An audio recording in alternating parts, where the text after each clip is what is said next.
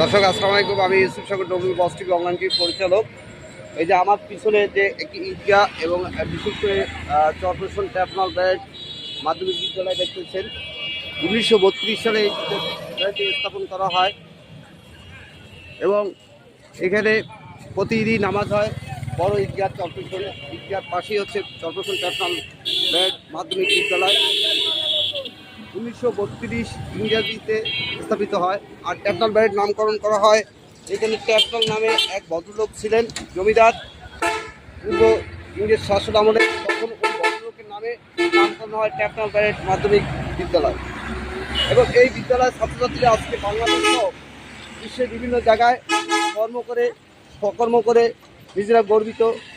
বিভিন্ন পেশায়, সরকারি আধা সরকারি স্বায়ত্তশাসিত বিভিন্ন পেশায় ট্যাপনাল ব্যারেজের ছাত্রছাত্রীরা বাংলাদেশে উজ্জ্বল স্বাক্ষর। আমি এই স্কুলের ছাত্র ছিলাম, 6ষ্ঠ শ্রেণীতে পড়তাম আমি ইউসুফ সাগর এক সময়। এবং আমার মনে আছে 26শে মার্চ এই ট্যাপনাল ব্যারেজ মাধ্যমিক বিদ্যালয় যখন যেমন খুশি তেমন প্রতিযোগিতা হয়েছিল, জাতির পতাকা নিয়ে, মূর্তির পতাকা নিয়ে আমি ইউসুফ সাগর প্রথম পুরস্কারটা পাই।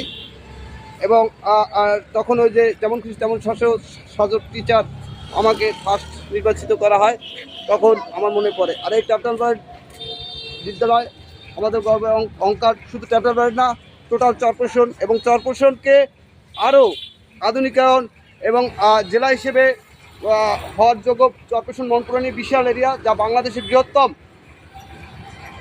উপজেলাগুলোর চাইতে অনেক বড় বাজার এবং এখানে অনেকগুলো ইউনিয়ন আছে।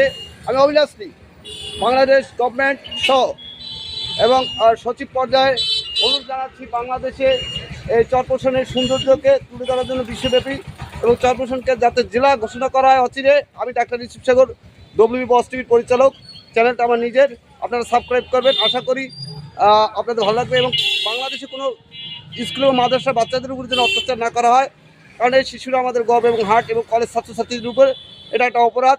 আর সেই অপরাধকে আমরা তীব্র প্রতিবাদ জানাই। যে কৌটুক বাংলাদেশ বিশ্বজুড়ে চরপেশন জেলা হোক, আমার দেশের মানুষরা সমৃদ্ধ হোক, আর আমার দেশের জনগণ বিদেশ থেকে অর্থনৈতিকভাবে সমৃদ্ধ হোক, এই প্রত্যাশা নিয়ে আমি ইউসুফ সাগর। আবার দেখা হবে পরবর্তী নিউজে। ধন্যবাদ।